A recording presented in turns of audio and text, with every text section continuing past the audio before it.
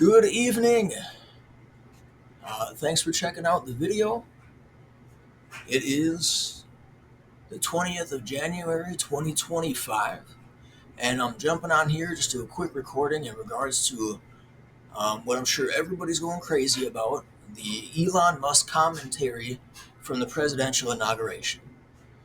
Now, I've seen that a lot of people are going crazy in regards to his Hitler-esque salute, which it makes sense, but it can also be looked at like, you know, the television, sometimes we get caught up in the moment, accidentally do something, whatever. What I want to bring attention to is just what he said right before that. When he made the comment about this being a huge fork in the road for humanity. Like, don't question that. We don't know what's all behind Elon Musk's train of thought, what he knows from the contracts he's worked on, the intentions he has, or even what the governing bodies think are going to come in the future. But understand that the choice of words that somebody uses reveals more behind what's going to come than anything that they even intend to do.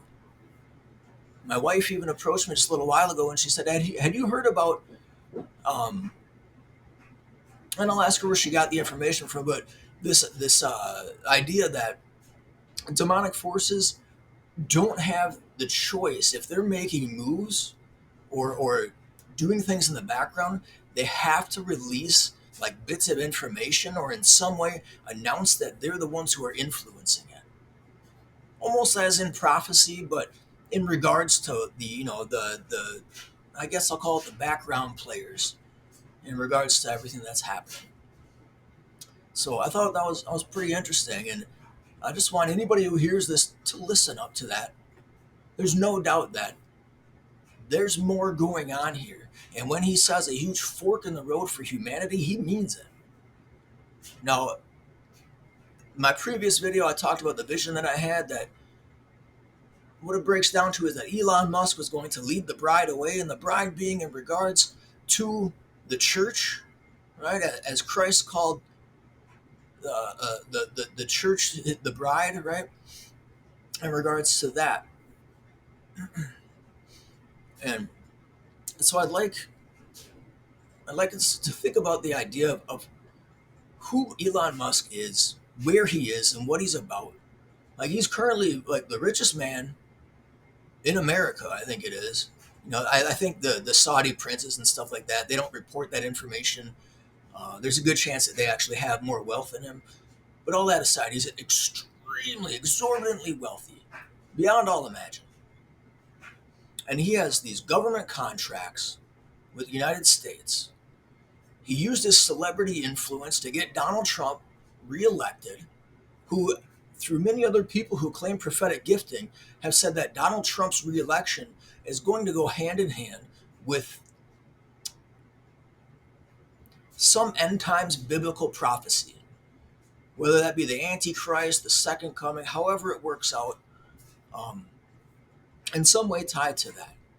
Now, Elon Musk has his hands in these technologies that are above and beyond, uh, where we're at, like the next generational leap in regard in how the world is going to run. And if used right, he can bring so much benefit, so much blessing to people, easing our burden, multiplying our the benefits that these societies have brought us.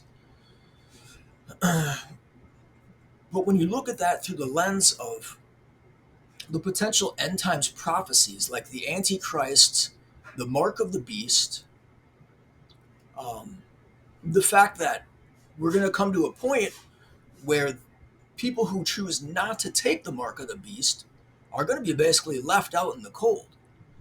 They're not going to, they're going to be starving. They're going to be, whatever it may be, not receiving all of this benefit or blessing or whatever it is because they're saying no and turning their backs to that. So, what does that mean if a person who isn't acknowledging that they're influenced either by God or by Satan, by angels or by demons? What does that mean if a person who doesn't acknowledge that gets to a point of having money, technology, and influence beyond our wildest dreams.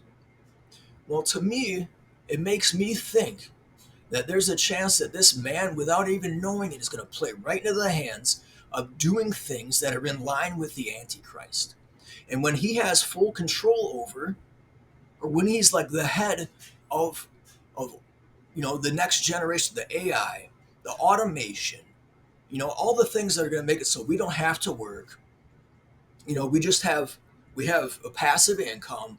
We have farms that are tending all this kind of stuff. The person who runs that, when he says, wait, I want you guys to do this. I'm going to provide all this for you because of my company, but I need you to get in line with what I'm telling you to do. So what's that going to mean when we look at him and we say, wait, we're not actually going to do that? Is this playing right into the prophecy of turning the back on taking the mark? Is Elon Musk himself falling right into the snare of Satan and his plans? I think it's more than worth a look at. The vision that God gave me and the things that are happening now, there's more than enough evidence to at least take a look at it and realize that this is some things that can't be run unchecked.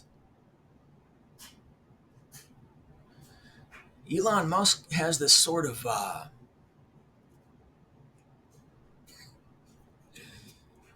don't know why I shouldn't. It's not a sovereign citizen kind of a thing, but he's sure playing all sides of the fence, isn't he?